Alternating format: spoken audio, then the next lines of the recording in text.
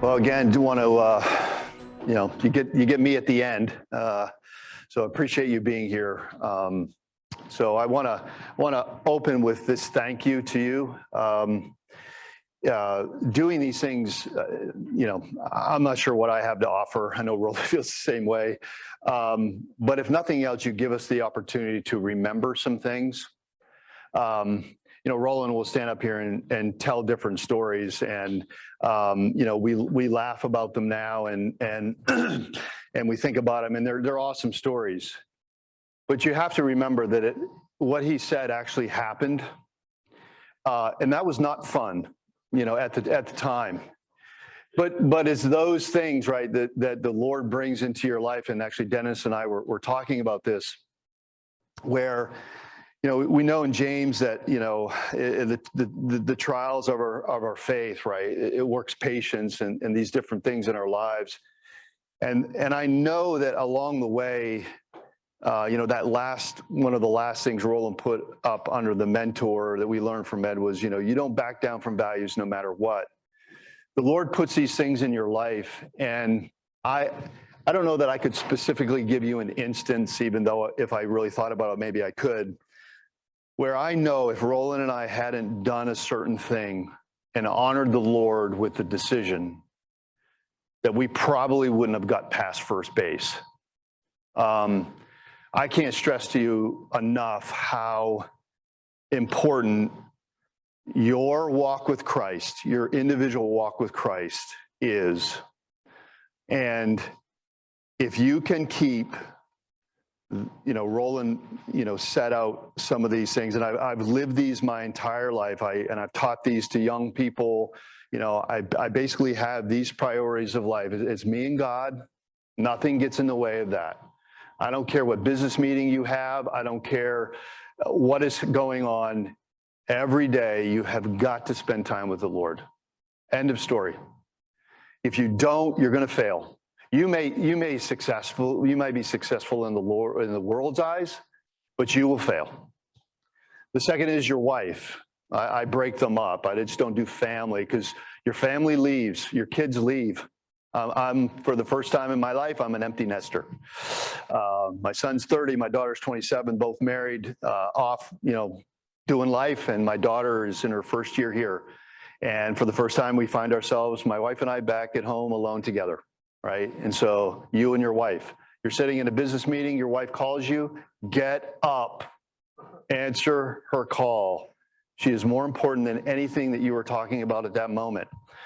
Third is your children, right? I mean, you need to invest in your children. And, we're in that phase where I have adult children and we're making those transitions. And those are very interesting days, right? Fourth is your ministry. What has God called you to do for his service? In your local church, I mean, that's really where it should be. There are things outside of that, obviously, but you got to be in a great local church, right? And then last is your work. And if you put things in that order, I don't know how it all happens. I can't explain it to you. But when you honor the Lord that way and you stand in your integrity, he's going to bless you.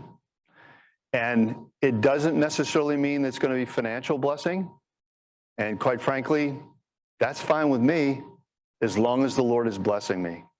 And so, those kinds of things are, you can't give up on those core values. I was talking to Christian about this, these core values in an organization. And, you have to have the why. Simon Sinek, if you haven't read the book, Start With Why. It's an absolute winner. Got to read it. It's a good one. The guy's not a believer. A lot of good stuff in there, but you got to understand why it is what you're doing. Before I get to this, there is so much in this, and this has actually been fun. I know this looks really bad. This is 20, I don't know, Roland, if you've ever seen, I know you've seen this, but it's probably been 20, it's like the website. I hadn't seen that in probably 15 years. This is 20 some years old. And I was kind of Ed was supposed to be speaking. You've heard this. And so they just asked me to do this. And so I had about 2 days. And so Terry was like, come on, Mike, you can, you do something here. And so I went back to this because of the audience and the kinds of things that maybe we were going to talk about. And I thought, well, I'll clean it up. But I decided not to, because I wanted you to see work that was done 25 years ago, because that's where you are right now. You're just starting. right? And I wanted to see you, as bad as the graphics and everything else is, and even the layout and presentation, I didn't touch it because I did this 20 some years ago when Roland and I were starting. And as Roland shared, you know, he was the guy who was really leading the charge on Thompson and Blackstone Inc. And I was still stuck in, Lord, I want to be in full-time ministry. Why isn't this happening? And I had a car accident, and the Lord took care of all that. And Roland and I went into business together. But I needed to understand for myself, all right, Lord, so what's this look like? And so I put this together, and I'm going to get there in just a second, because there's a couple things I just want to touch. The first is your relationships are important. You know, there's a passage we teach our children this, right, and our teenagers in particular. You know, who you hang around with, right, is very important. Your relationships are important. Let me give you an example. I go on a men's retreat with our church. I end up playing basketball with a guy. I end up tuckered out because he's dunking on me all night long. And we sit down on a bank together, and we start building this friendship, and we start talking about the struggles that we're having in business and why, you know, people can't just use God's principles in business.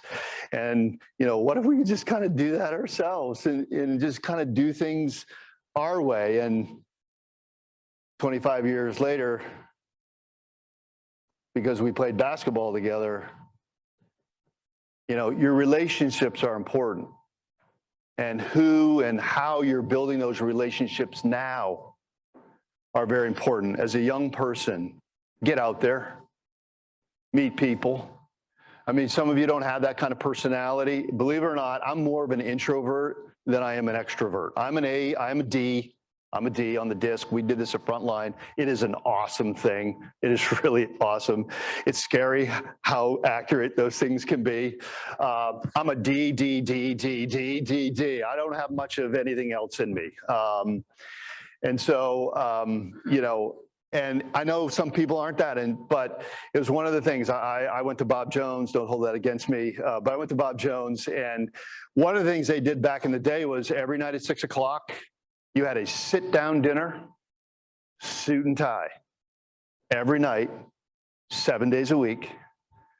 Oh, except Sunday, not Sundays, but Monday through Saturday, 6 p.m., required, coat and tie, sit-down dinner. And every 2 weeks or so, the tables changed. You had a assigned seat, but I'm telling you, I can go anywhere, and I can sit down in a group of people that I've never met them before in my life and have a conversation. It was one of the best things that ever happened for me personally, because that's just not kind of who I am, but it was something I learned. Relationships are important. Roland's talked about mentorship and those kinds of things, and you must find a mentor. You must.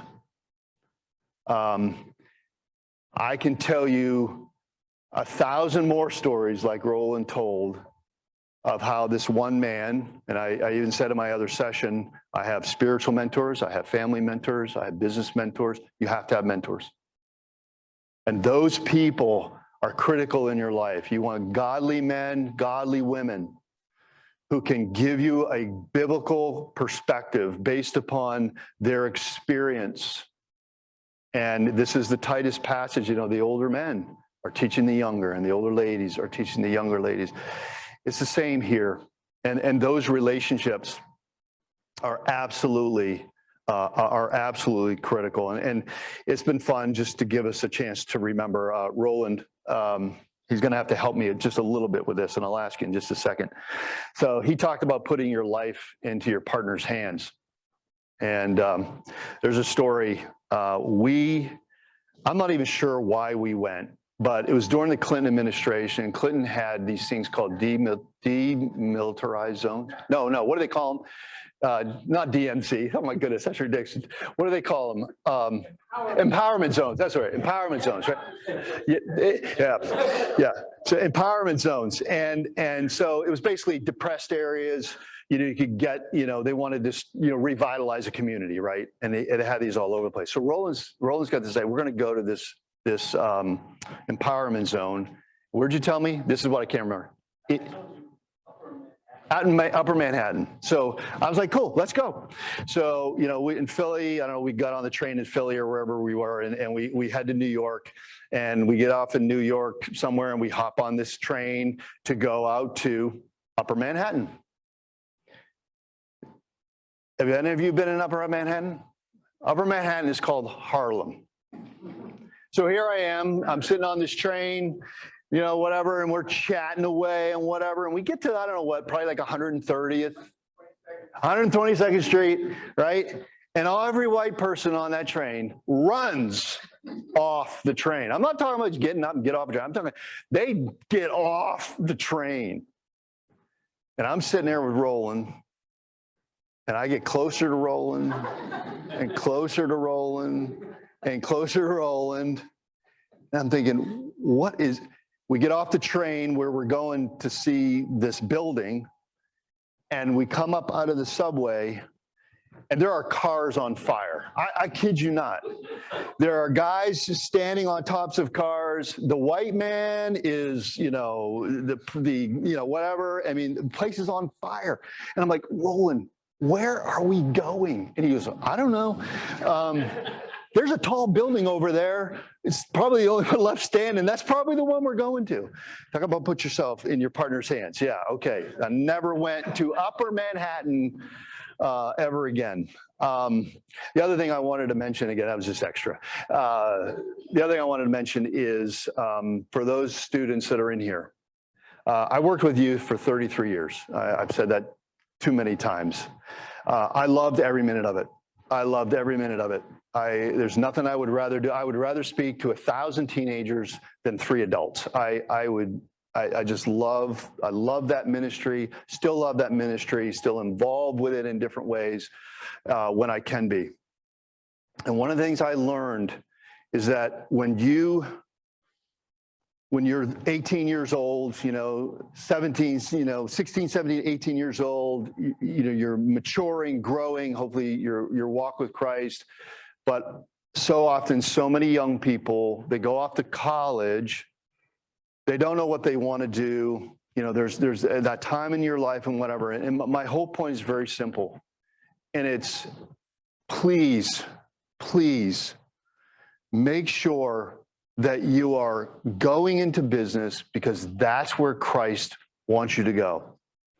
Don't you dare come into my space and ruin it, because you will not be successful in your space if God doesn't want you in that space.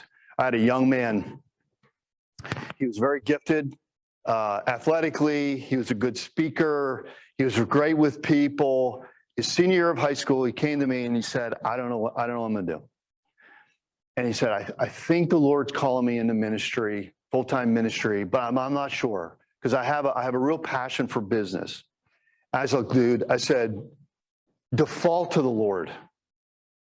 He'll open and close doors, but default to the Lord. Go into the ministry, and you know what? You're going to find out very quickly whether the Lord wants you there or not. I said, just default to the Lord in your decision. He didn't do that. He defaulted to business. In 5 years, and I know people change jobs a lot, but in 5 years, he had 8 jobs. And he came back, he's like, Mr. B, I don't know what's going on. And I'm like, dude, I told you 5 years ago. Now he's in ministry. It's where he should have been 5 years ago, right? So take the time in your college days to understand God's call on your life. It's God's will for you is not some dot out there that you're trying to get to. God's will for you is today, I'm going to take the steps that I know to take based upon how he's directing me. And I take that step, and then tomorrow, I'm going to take the next step. I think it was Paul who said, the thing that you studied to do, you're never going to do, right? This is never in my wildest dreams where I thought I would be at 57 years of age. Not in my wildest dreams. I grew up on a little dairy farm in northern Maine. My dad's family, all the way up through the generations upon generations from the 1600s, my family came in, founded the land. We were dairy farmers. We grew potatoes, sold them through the winter and milked cows constantly, and found out very quickly that is not what I want to do for the rest of my life, right? Never would have thought. But I got saved in college. I didn't get saved till I went to college. I got saved the beginning of my sophomore year at Bob Jones. Did a whole year there unsaved. I was a drug addict, alcoholic. It's a mess. My life was a mess. I knew all about God, didn't want anything to do with God, clearly rejected God. I was one of those guys like, no. And the Lord saved me, graciously saved me my sophomore year. And that's part of the reason why I struggled so much of business versus ministry and just all of those kinds of things. The Lord is very gracious, but take the time that you have right now and default to the Lord. Don't be afraid of ministry. Don't be afraid of whatever it is that he's calling you to do. Because when you are in his will, it doesn't matter. You won't work a day in your life. And I've never worked a day in my life. So make sure that you're called to business. Do that. We talk about all these things. You guys read our bios or whatever it is. And I'm with Paul, we're just stewards. I look at a penny the same way I look at $1 million. It's all the Lord's. And I got to do right by it. I have got to do right by it. And we're just stewards over so many things, right? Our talents and our gifts and our time and all this and our treasure and all of those kinds of things. But we're merely just stewards. And I encouraged the group the other day. I asked them, how many of you get out and speak and how many of you get out and do certain things? And, there weren't many. There were some hands in the room, but not many. And I can't encourage you enough to just take who you are, believe in who you are in Christ, and just go out and just be a light. And in this context, right, you have to use your business as your ministry platform. You got to, because there are people that need Christ. We come across them every day. The people just need the Lord. Sometimes there's people who just need a kind word, and we need to show a difference in those kinds of things. And so, use business in that way. We're again talking in our group about succession planning and the businesses that you have, and what do you want to have happen after you're gone? Relationship to your children or whatever it may be. And so there's just a few thoughts that I wrote down as I was sitting there listening to Roland, and just to thank you again for letting us pontificate on some of these things that are really funny and fun now, but at the time was an absolute nightmare. When he called me and said it's the bud cam, I don't think I probably talked to him for the next 5 minutes. I think I was on the floor crying in a little ball. Because all I could think about was all the money I had invested and we were losing it all. Because I knew the decision. It was not going to be the bud cam. I knew the decision. I just didn't know how it was going to play out and how I was ever going to pay this man back. That was the thing. And I will tell you that all of those stories are true. And there are a million more. And the Lord is good. But years and years ago, 20-some years ago, we started Thompson and Blackstone, Inc. 1996, we incorporated after 2 years of just spending time together and asking why. Why are we doing this? I mean, it reached a point where Roland said to me, Mike, if I don't do this, if we don't do this, I am out of God's will. And it just turned my life upside down. I was like, wow. Because I was still, okay, mortgage my house. We don't have a product. We had an idea. We had a philosophy. And this is what it looked like. I had a kid in my youth group. He's now an optometrist. He was an artist, and he drew this for us. I asked him to draw it. We want to build, buy, and sell companies based upon a biblical philosophy of business all over the world. in any industry as long as it was God-focused. And you see little thing right here, there's a little TBI, Thompson Blackstone Inc. And I had this kid draw this, and this is where we started, if you will. And Roland and I sat down, and through those 2 years of discussion and different things, these 3 things came out: God before gain, family before fame, and people before profit. And that's what drove us. That was it. I mean, it was like, we're going to give God the glory in all this. And I hope if, and I know Roland would say the same thing, we never want you to look at what we've done and all of these things. And we even joke about, there's not, between the two of us, we don't make one executive. And we joke about all those things, but honestly, we mean it. Because God does these things. Again, story after story after story of the impossible. Of the impossible. We had a guy, Garrett Brown. Garrett Brown was the inventor of the Skycam, the original inventor of Skycam. Look him up sometime. There's stuff all over the internet about him and stuff that he did. He was way ahead of his time with Skycam when he developed it and just all of these different things. But I remember when we were going to New York to cut a deal with Westcam, I think it was the guys that what's that? Doug McKenzie, yep, yeah, Westcam. These guys that made the camera heads for the camera. Yep, right. So we were going to meet with this guy, and about some stuff for the Skycam heads, and oh, that's right, and we got together with Garrett. Actually, Garrett got together with us before we left and said, I need to talk to you guys before meet with Doug and Westcam, and this is very important, and da-da-da-da-da, and he's going to, and this is what he said. He said, don't lead with that God thing. I mean, I started to laugh, Roland started to laugh, we looked at each other, and I looked at Garrett, and I was like, dude, you know what we're going to do? We're going to lead with the God thing, man. Because we're going to show you how big God is. And I think I've shared that story before, but we went up there, and we were having this meeting, and we couldn't even get through the non-disclosure. Because everyone was yelling and screaming. There's lawyers in the room, and Roland's on this end of the table. I'm on that end. We had divided to conquer, and everybody's just yelling at everybody. We're there 2 hours, and everybody's just yelling at everybody, and we can't even get through the non-disclosure. And so we did what we always did. Lunch was lunchtime. Lunch started to come in, and I stood up and said, "Hey, do you guys mind if we pray over lunch?" And the president of Westcam, Doug, stood up and literally stuck his finger in my face. I wasn't that far from him, but I was probably about this far. "You tell me you're a Christian?" I said, "Yes, sir, we are." Find out this guy's a believer. Cut that deal in like 3 minutes. Done. So, yeah, he cried. The guy.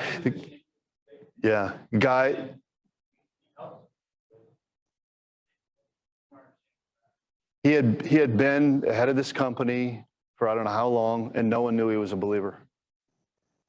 And he had been really convicted about it.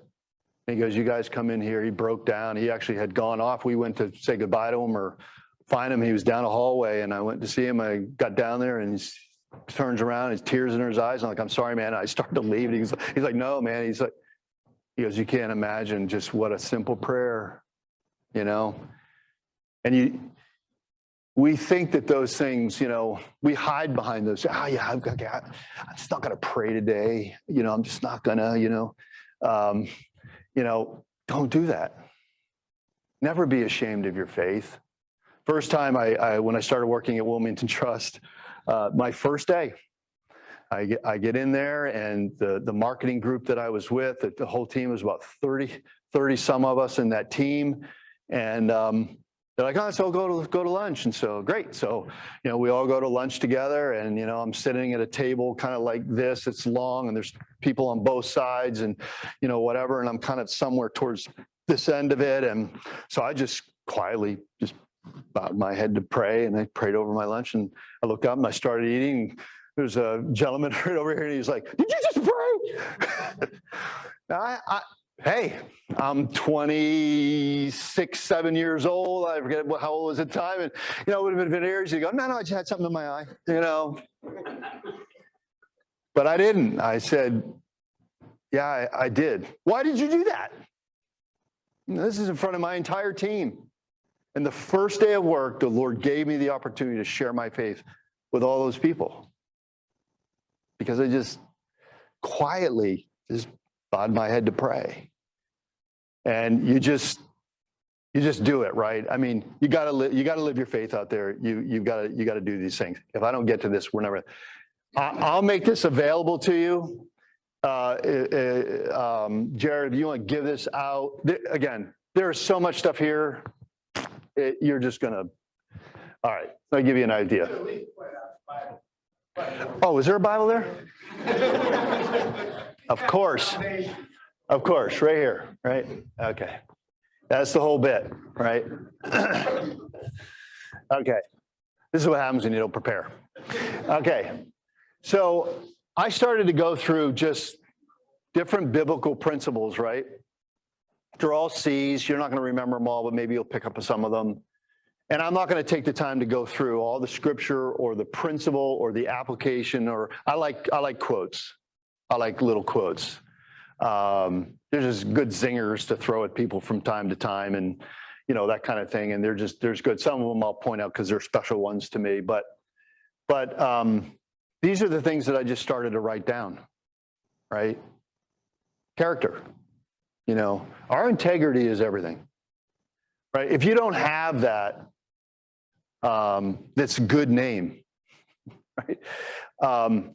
It is far better than any riches, any gold, any silver, and find favor, right? Your name is important. As you start your job, establish yourself right away as a believer. And as guys, I was always the first guy in. The first day I showed up to work, my very first job, moved to Westchester. My wife and I got married before we graduated from college. We did the last year married. I was a bozo my first year because I wasn't saved. So I was carrying 21 hours to finish school to try to get out. My wife and I got married. I was working a full-time job, carrying 21 hours. We came up to Westchester because we just needed a break. And I ended up getting a job there. And I won't go into all the reasons why we stayed there. That's a whole nother story, part of my testimony. But I ended up getting this job at this little bank. And I showed up 4:30 the first morning. Where the heck is everybody? It's late. I mean, I get up at 3:30, right? We milk cows. 4:30, 5:30, 6:30, 7:30, 8:30. Nobody. Finally, the president of the company shows up like 8:45 when the bank opens. And he's like, how long have you been here? I'm like, since 4:30. Can I have a key? I mean, I need a key. I got to get in here, right? Always the first one in, always the last one out, working hard. Paul mentioned this, working hard. Work hard, okay? People see this. People watch this, right? Your integrity is everything. Roland mentioned this, I think, the other day. There's lots of quotes out there, but, character is what you are in the dark. No one else is looking. What are you going to do? When you're all by yourself with your computer, guys, what are you doing? Character is what you are in the dark. And this is one that, you just got to stand on, and that's why it's first. Clarity. Christian and I were talking about this. It comes out in all different shapes and sizes and form, but it's the why. This is the why. What is it that you're trying to accomplish? What is the purpose? For Roland and I, it was like, we have got to get out of corporate America where we can actually do things biblically, do things the right way. Because we think the Lord will bless that. We think the Lord will honor that, right? And you have to understand that. I meet so many, it's like Roland would say, I meet all these entrepreneurs, these young kids, and they want to be an entrepreneur, they want to start a business. And I'm like, well, why do you want to do that? I don't know. It would be fun. No, it's not fun. It's not fun. Fun is not part of it, okay? That comes later maybe, but, what is the purpose and can you state it? It's like having a business and saying, we were big on this at Frontline. So we called it the 7-second elevator pitch, right? Can you tell somebody what you do in 7 seconds or less? We automate the replacement of essential personnel during temporary absences. That was Frontline. That was our elevator pitch. You got all the right words in there, and if I went back and went through them all, you'd have the chance. But can you do that? Why are you doing what you're doing? Can you clearly state your purpose and the things that you're trying to accomplish, right? I love this quote by Robert Jarvik, who invented the heart, the artificial heart. Leaders are visionaries with poorly developed sense of fear and no concepts of the odds against them. That's an entrepreneur right there, right? But do you know why you're doing what you're doing? You know, I don't know if this, you know, if we just happen to be lucky or fortunate or just God impressed it so hard that you just couldn't get away with it. But for us, the purpose and the clarity just was always there. You know, some people don't necessarily, maybe don't have that as much, but I'm telling you, you have to have that. You have to have that clarity. And, you know, it's like Roland was saying, I have to do this. We have to do this. And the more you're attracted to Christ, the less you'll be distracted by the crowd. That's a good quote. Clarity. Consumed. You know, I'm a passionate person.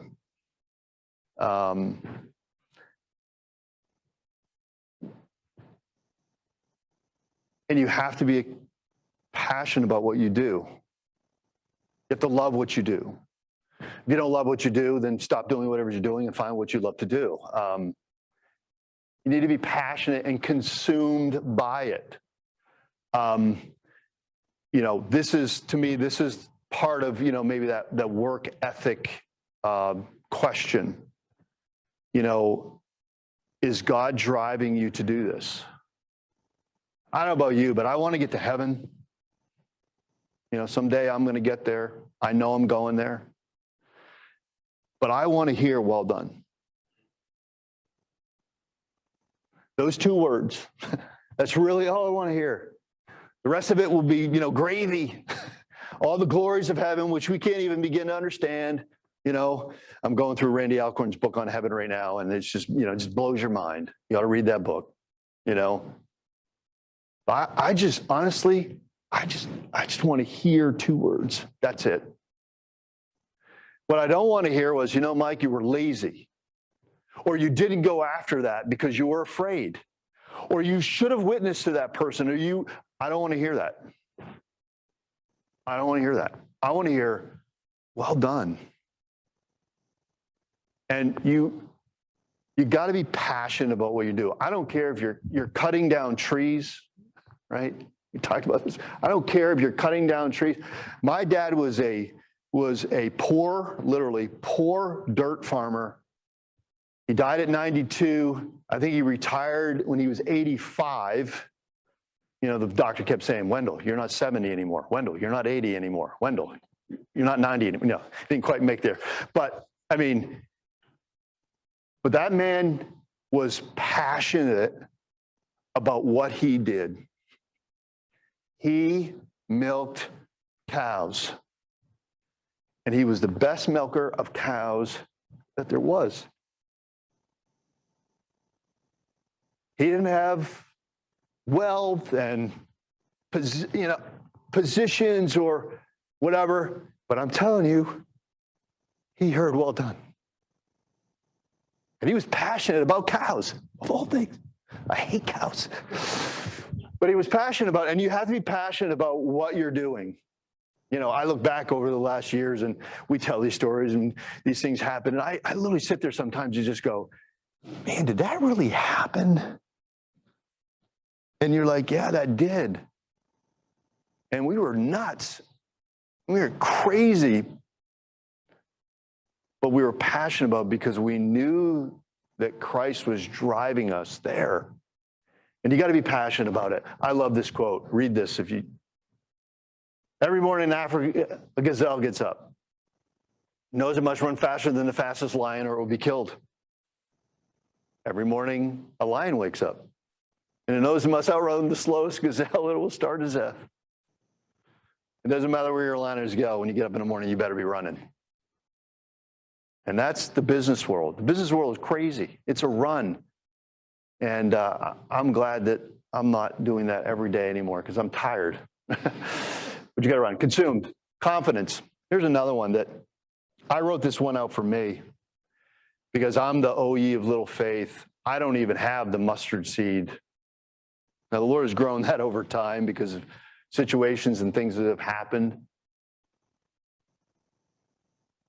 I shared this yesterday. You know, you read the stories of Judges 7 with Gideon. It's like, that's crazy. Have any of you ever read In a Pit with a Lion on a Snowy Day? Ben and I, right? You got to love those stories, right? You know, the guy takes the spear from the guy who's 16 times his size and kills him with it. I mean, you got to love those guys, right? That's our God. It's no different now than it was then. Yes, the Lord works in different ways and but this is our Lord. And man, is he big. He's it. He's not just big. He's not just huge. He's not gigantic. He's it. He's all, right? This is Colossians, right? He's our life.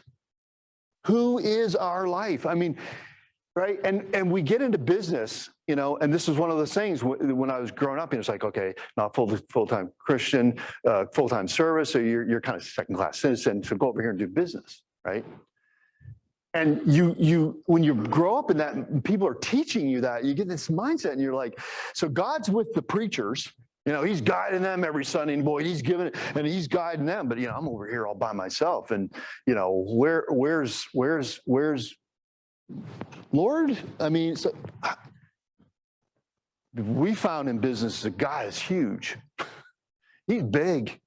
And what kind of confidence do you have in his word and what he says is the absolute truth, and it will get you to where you need to be, whether that's cutting down a tree, putting in countertops, running tech companies, working in HR, whatever.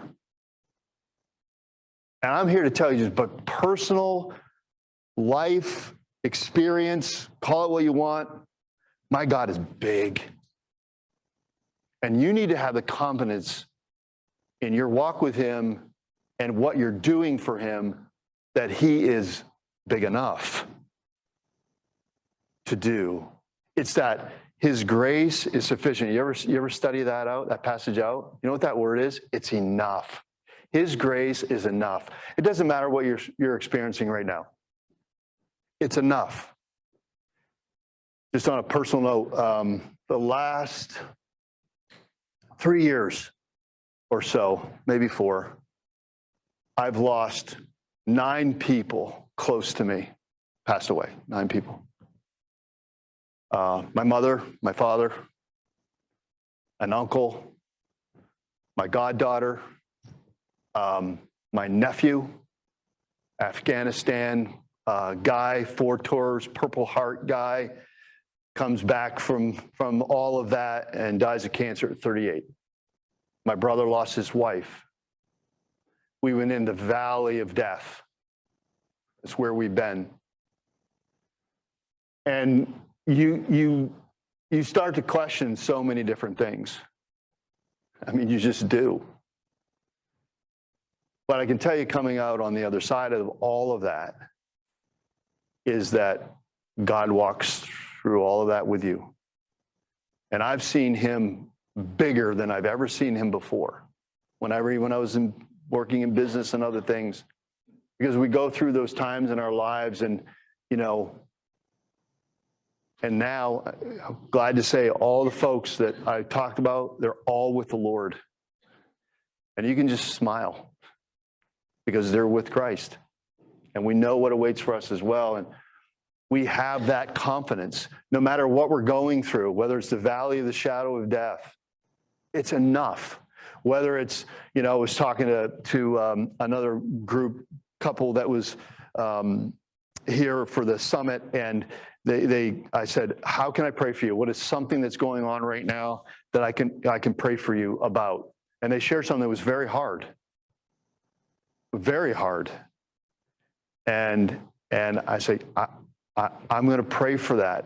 And I told him, it's enough. God's grace is going to be enough. It's going to be enough to get you through this, whatever it is you're facing. Again, small things, big things, impossible things, difficult things, whatever, it's enough. His grace is sufficient. It's enough. And as a business leader, those days when you want to quit, those days you want to walk away, all those kinds of things, his grace is sufficient. It's enough. It will never not be enough. It's enough. It'll get you there. And we need to walk with that confidence. Course. You got to stay the course. Jared keeps asking, do you want to quit?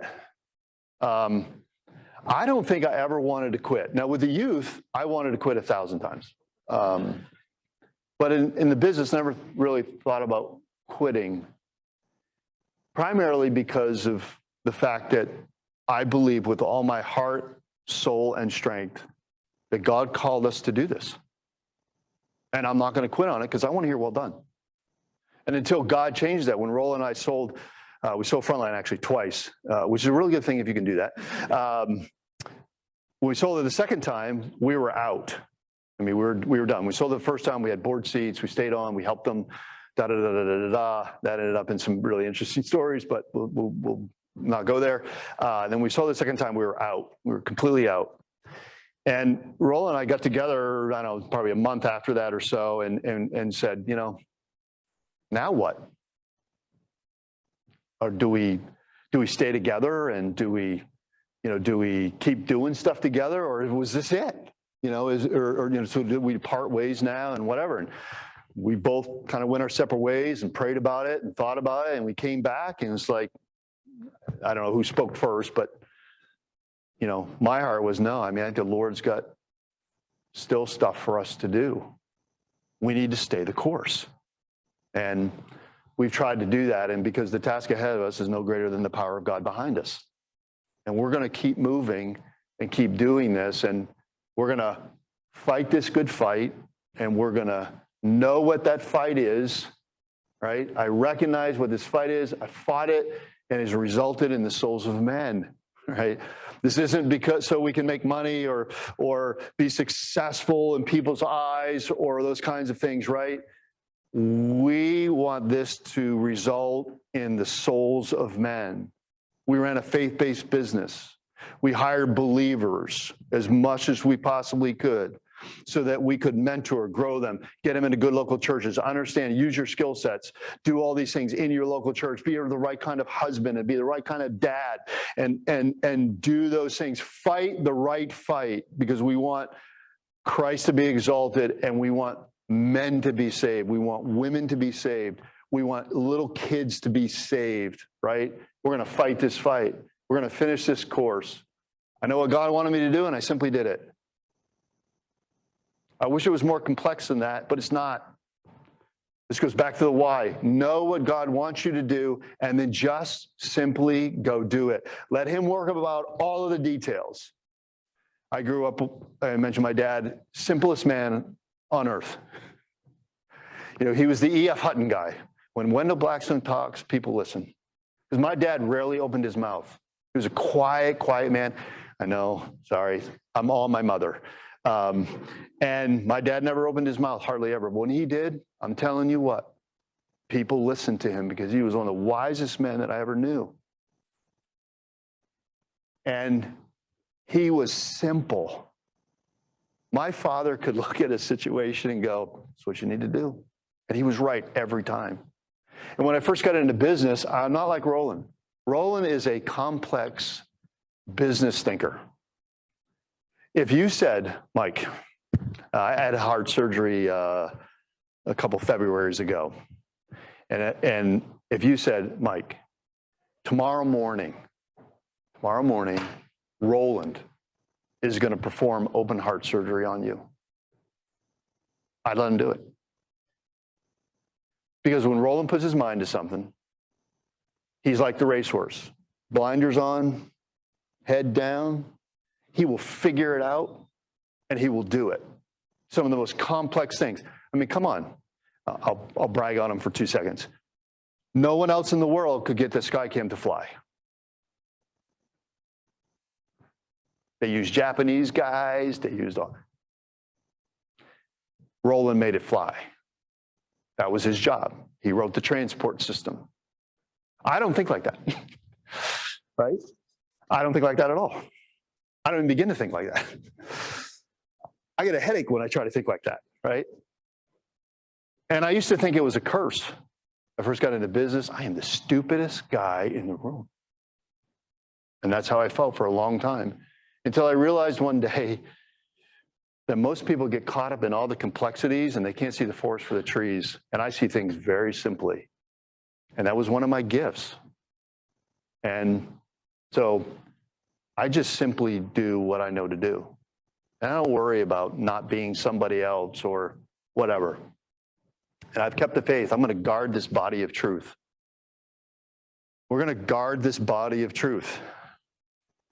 We're not going to let it become the bud camp.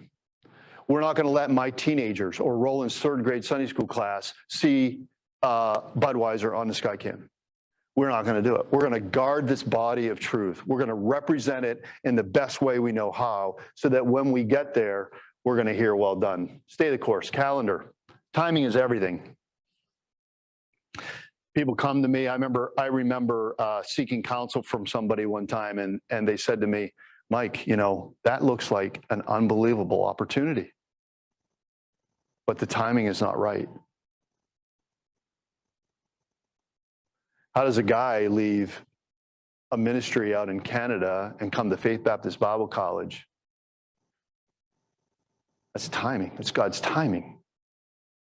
We think God operates in, you know, a vacuum sometimes, or you know, time is,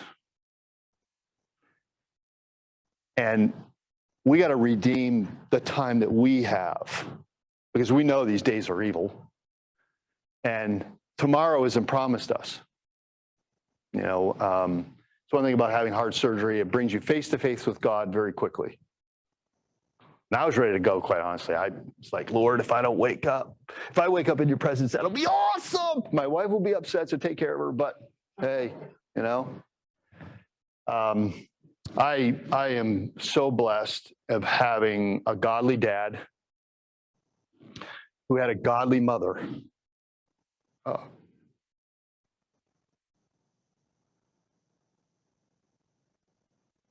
She didn't make it to her 100th birthday, but almost. She died at 99. She gave me a Bible. I was struggling, really struggling at that point in my life. I still have it. And on the front, in the inside cover, she wrote this little phrase: "Tomorrow is not promised us, so let us take today and make the most of it, that once we pass this way, to speak aloud the kindly thought and do the kindly deed, and try to see and understand some fellow creature's need. Tomorrow is not promised us, nor any other day, so let us make the most of it, that once we pass this way." You know, we get wrapped up in business, and you need to be strategic. You got to look ahead. We had a 5-year plan, a 3-year plan, a 1-year very tactically driven kind of plan. I get it. And I am a planner. I'm a crazy planner, right? And if the plan doesn't go right, I don't like it. And if my wife springs something on me, I'm not a happy camper. I got to know about it, because we're going to plan for it, right? We get so wrapped up in that, we forget about today. And as you young people, just take today. Don't worry about your future. Don't worry about where you're going. Just do what you know to do today. And that person that the Lord puts in front of you, who you will so quickly walk by, because you're so focused. Here's a stupid example. Roland was meeting Roland this morning to come over. He was meeting with Doug, right? Doug Brown this morning. He was meeting with Doug down there. So I came down to get my wife a cup of coffee before I left. And so I ran down. I just ran over to tell Roland, hey, buddy, I'll be right back. Just going to run this coffee up to my wife, and I'll come right back down. Totally ignored Doug. Why? Because I wasn't thinking about Doug. I was thinking about, I got to get over there. I got to go over there to speak. What am I going to say? Roland's going to say all kinds of crazy stuff, so I'm going to have to correct him all the time. You know, but your mind's just, I wasn't even thinking about Doug. And I came back down. I was like, Doug, I'm so sorry. I just completely ignored you. But you know what, folks? That's what we do. And we take today, live today. Witness to that person today. Don't wait until tomorrow, right? Don't know when. Contentment. You know, we get so wrapped up in what we don't have that we forget to thank God for what we do have.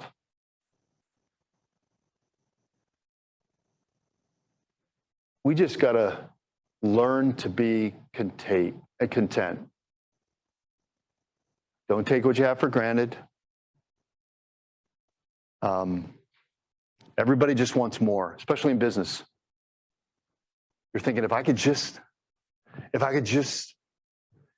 when. I can honestly say this, and Roland will be my witness because he would say the exact same thing. When we started Thompson Blackstone Inc., even when Frontline started to take off, we cared less about the money. It never crossed our minds.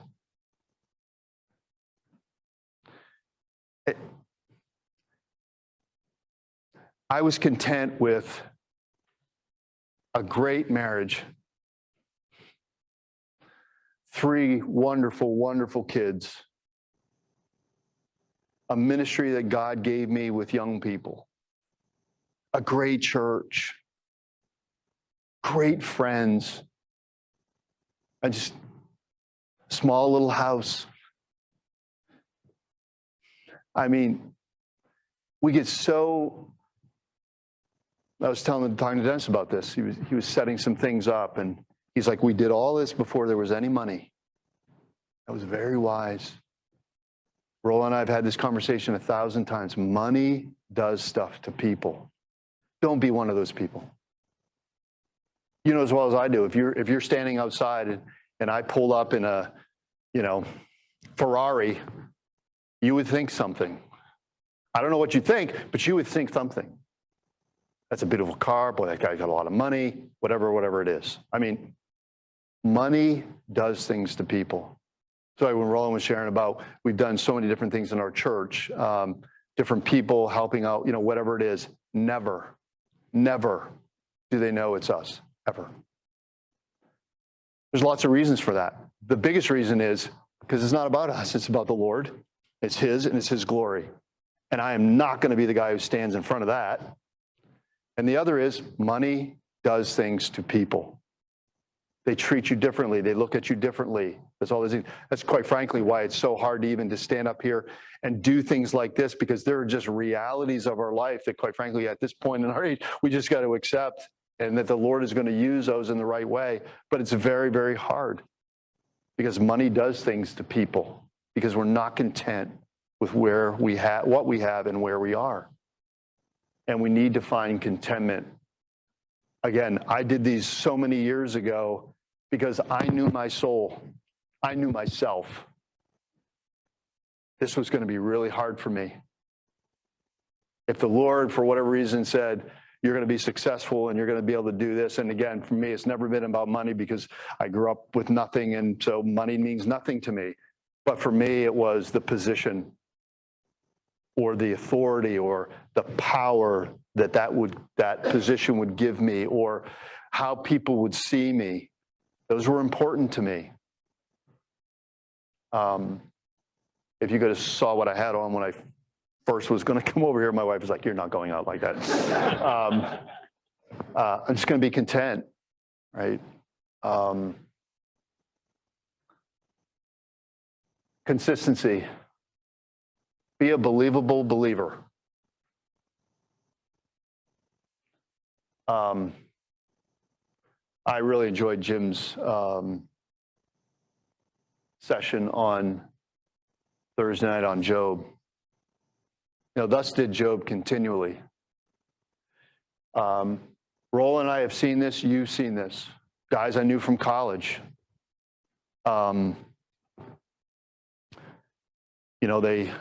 They haven't followed through on their faith. They got stuck somewhere along the way. They got drawn away. They went to the right or to the left along the way. They've left the faith. This one's hard. This some of you guys, when you get married and you have kids, and just trying to be consistent with how you discipline and how you raise and how you do kids. There's 10 years between my daughters. My youngest is here. She's 18. My other daughter's 28. And it's hard to be consistent in how you raise your children. And but this is a big one. I think one of the biggest compliments, I heard this on a side from someone. They said, Mike's no different if he's standing in a boardroom or he's standing in the sewer. And I took that as a compliment. I am who I am in the Lord. Not real smart. It's kind of simple. I love tractors. And I love this quote from Jack Yost. I knew Jack. He was an old Maine preacher, kind of think circuit rider preacher type. And Maine, just like I was talking with the Bensons in Utah, I mean, small churches everywhere, churches are dying. And back in my day, Jack was a guy, he just kind of went around to all these different Maine churches just to try to help them and support them. And he didn't ride a horse, he did have a car, but he said this to me on a Sunday morning years ago. He was at our church. If your oxen falls into the ditch every Sunday, you better get rid of the oxen or fill up the ditch. And his whole point was, if you're not in church, if you're not getting fed by the Word of God, if you're not getting the consistency of the Word of God in your life, you're in trouble. Whatever's in the way, ox or ditch, you better get rid of it. Because you have to have the consistency of Scripture. I just went through this with my Sunday school class, and I use the analogy of food with them, they're all having young kids now, and I'm trying to get them ahead of time. And I'm like, okay, this week, your 3-year-old, they get one meal, one big meal. They can eat as much as they want, but they only get one. How's that going to go over with that child? Well, they might last 24 hours, but somebody's going to start screaming, kicking, and clawing because they're hungry and they want food. But spiritually, what do? We get one big meal on Sunday, and we think that's good enough. Well, let me tell you, it ain't. Good English. I was always an English major. But it ain't enough. And you've got to be consistent in the Word of God, and you got to fill yourself up every day to get there. And I needed that. That was for me. Control. Here's another thing. Roland challenged you a little bit on this, and I'll challenge you as well. As you think about things and as you're doing things, particularly you young people who are going to go out and maybe you start a business or whatever, don't be unequally yoked together with unbelievers. I grew up on a farm.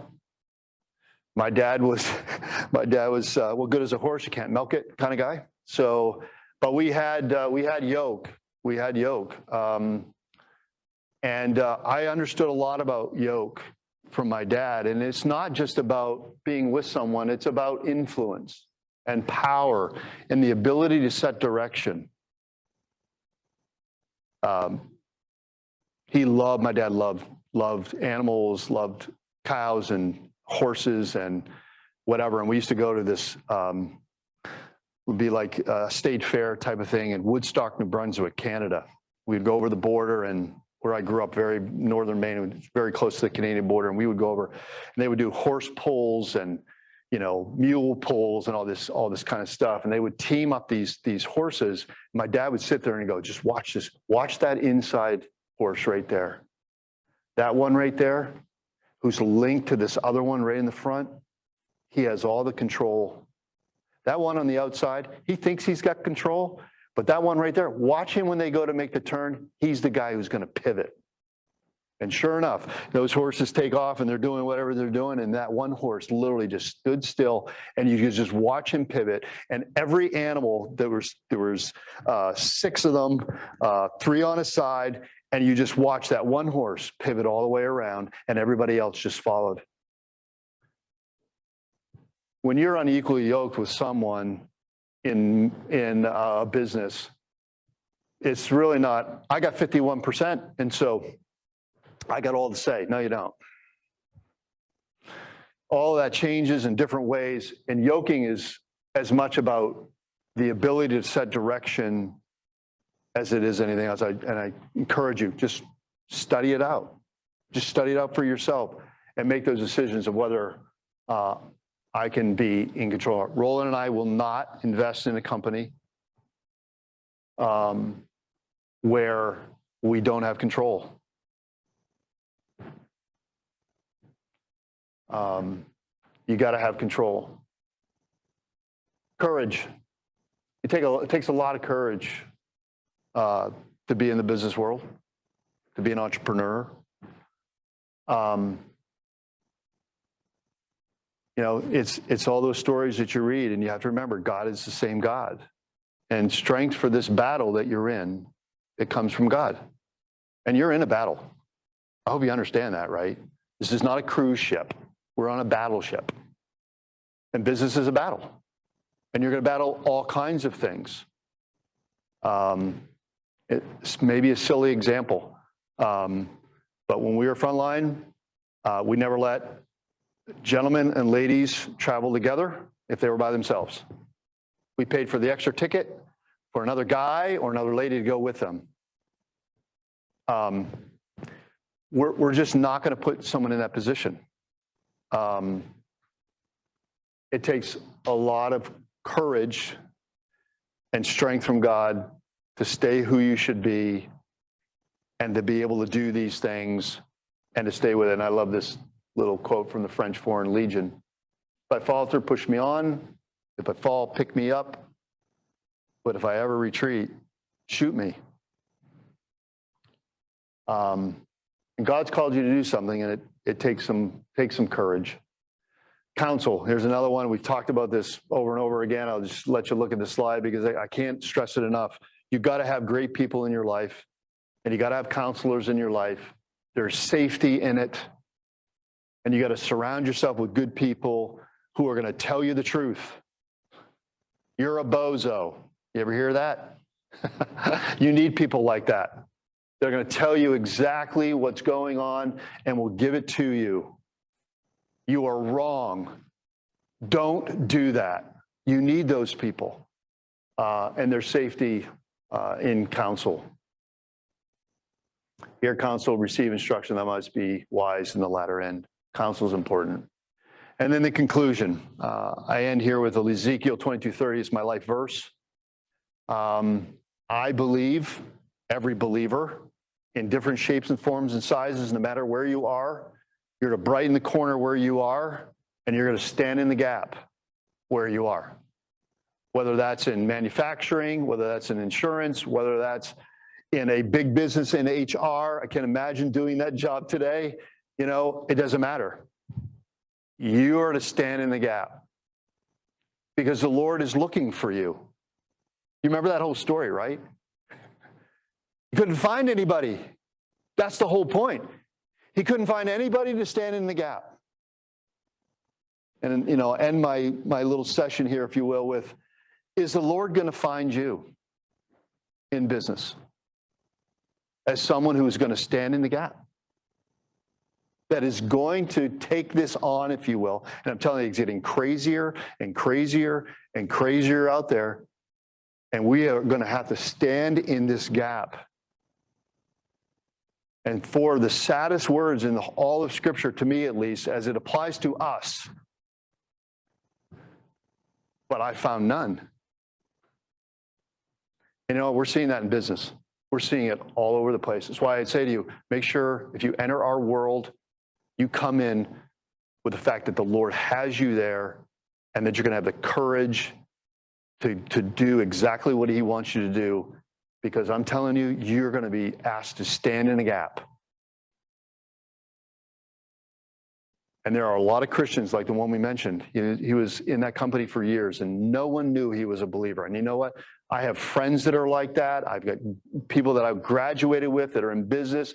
And I'm telling you, if you get in a group of people with them, what is the first thing that they say about them? Is not that they're a Christian. You're going to be called to stand in a gap. And I put this in here.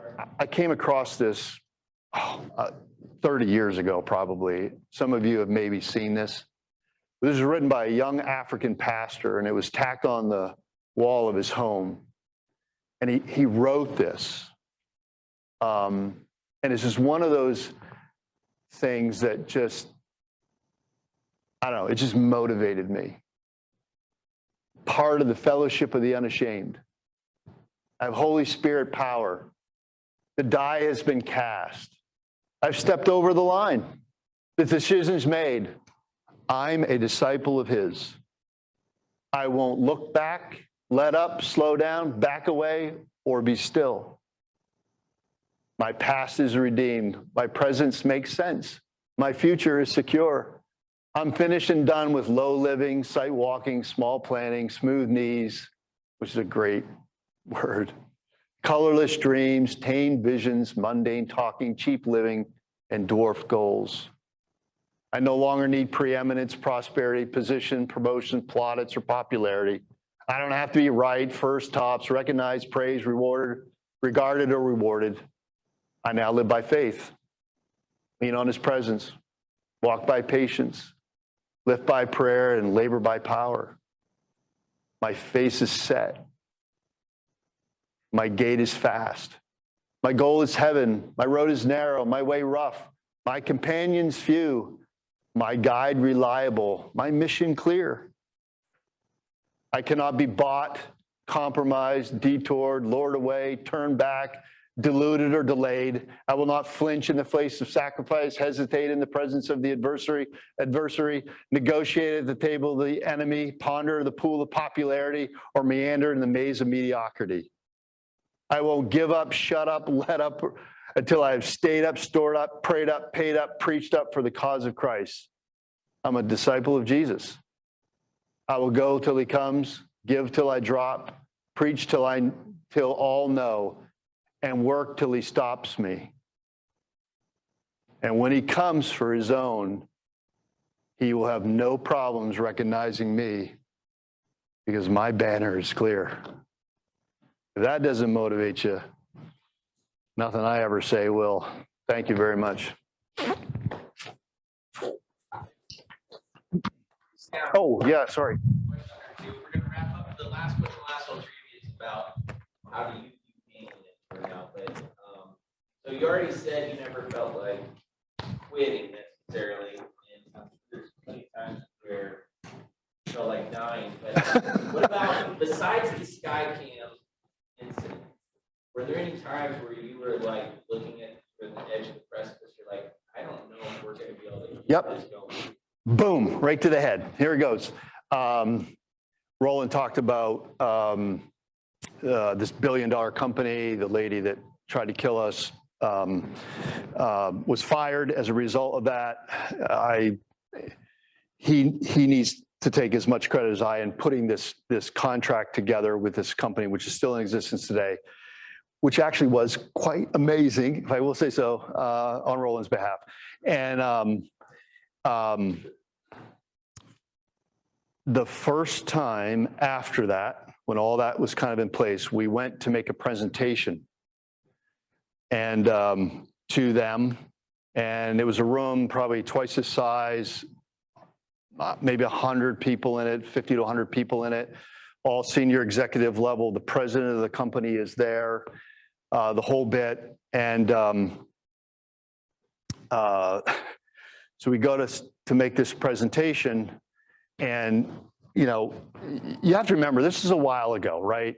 I mean, you guys don't even understand when there wasn't an internet, right, or a cell phone, okay? And Roland would always say, Mike, when you're going to make a presentation, never hit the back button, okay? Don't hit the back button. You just keep moving. You just follow the plan. Don't ever deviate from the plan, because you never know what the software is going to do. Just never know what it's going to do. And so we get up to present, or we're actually just getting ready to present. And I don't even remember what happened. Roland might remember, but basically the system crashed. You know, the thing didn't work. Okay, so just like saying, I got this car I want to show you. but I don't have a car. I mean, it was like that. And I am watching as coolly as you possibly can, right? Sales guy is like tap dancing up there. He's putting on the dog and pony, and there's no dog and pony, but he's making people believe there's a dog and pony, and he's doing his thing. And the tech guys are running all over the place and, whatever. And I just remember thinking, yeah, okay, this is just, and I left the room. I walked down the hallway, and I just prayed all the way down the hallway. Because at that point, that was at that moment, and even probably today, was the largest deal and the most lucrative part of that business. Would you say that's probably partially true, at least, that Frontline ever did? And I walked down that hallway and just said, Lord, there's not a thing I can do here right now. And, if I need to walk back in there and just say, we're not ready for your business, if I need to tell me what I need to say, help me, whatever. And as soon as I pivoted to go back to the room, the tech guy walked out and went, and we were on.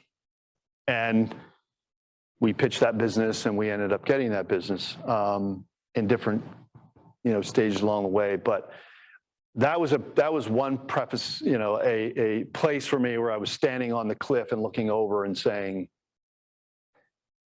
we're done here. I mean, and the Lord was gracious enough to allow us to then step away from that and fix things, if you will. And, that presentation couldn't have gone better. But yeah. What quality are you looking for? Oh yeah. Okay. So I'm very unorthodox on this, but I'm the simple guy, right? Say no, I don't know. Right. That's very important. So I used to have this thing with whoever his secretary was, bringing people in. I only had 2 qualifications. Okay.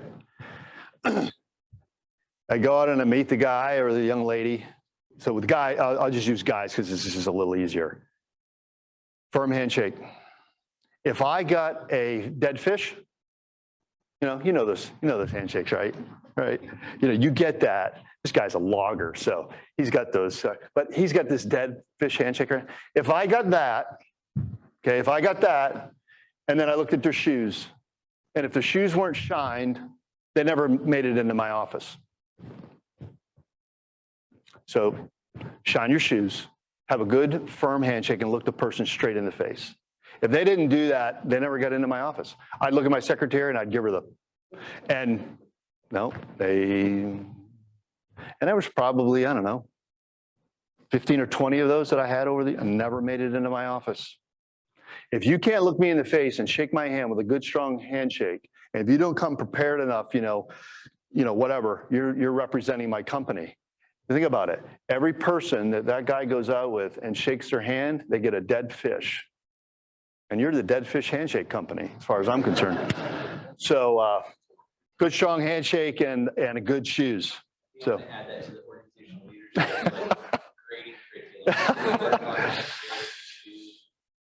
I'm still in the old school. I love a suit. People are like, suits. I love a suit. I love putting on a suit. I love putting on a nice press shirt and a nice tie. I'm weird. I'll play basketball in it. It doesn't matter to me. I'm as comfortable in that as I am in anything else.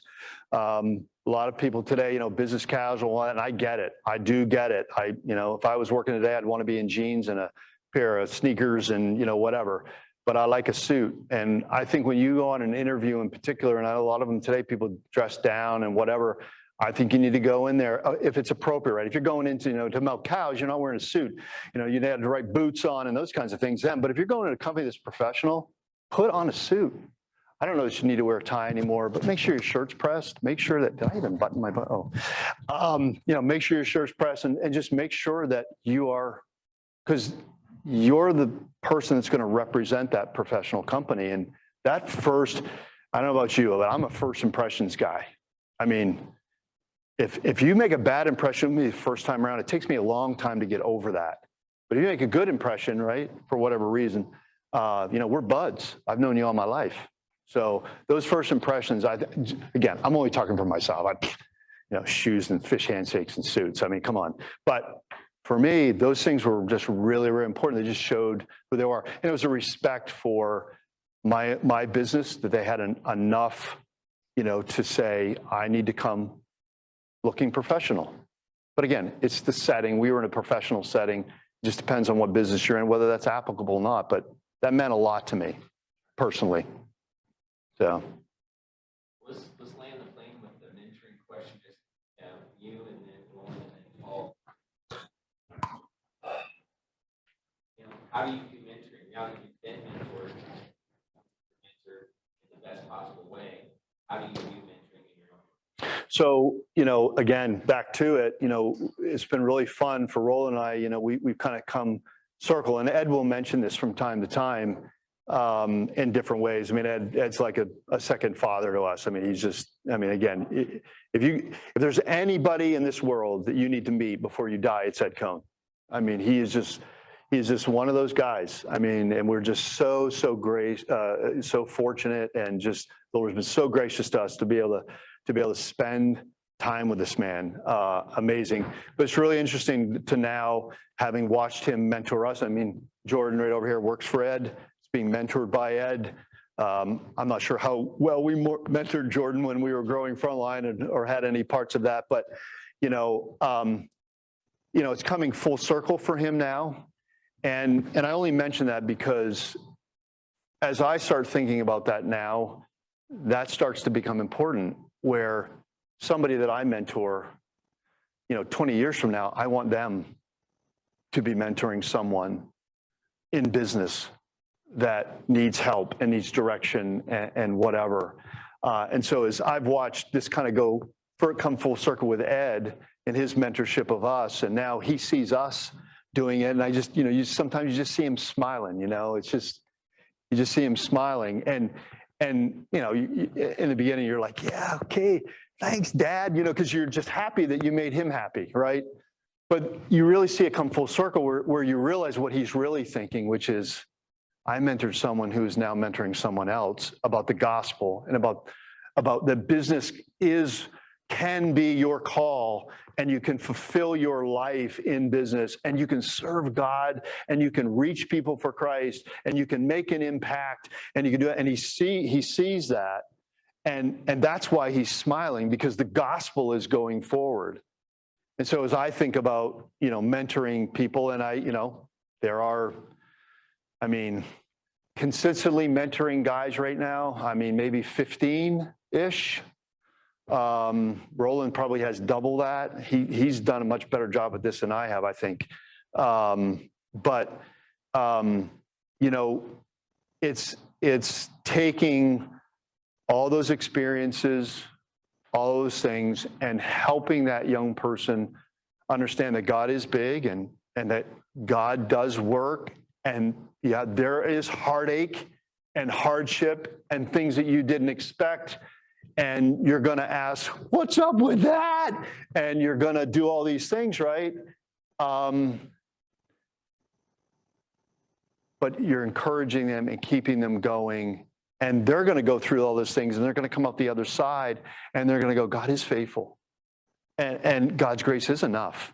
And all of those things. And then I'm going to be smiling because God's word and his truth in business is going to go forward again through that young person. So, again, I've said this, and I think both of my sessions, I'll say it again. You have to be willing to be mentored, and you have to be mentoring. It keeps you sharp. It keeps you focused when you're helping people and trying to get them to use their businesses and their platforms for ministry. Yeah, it's a blessing. Yeah.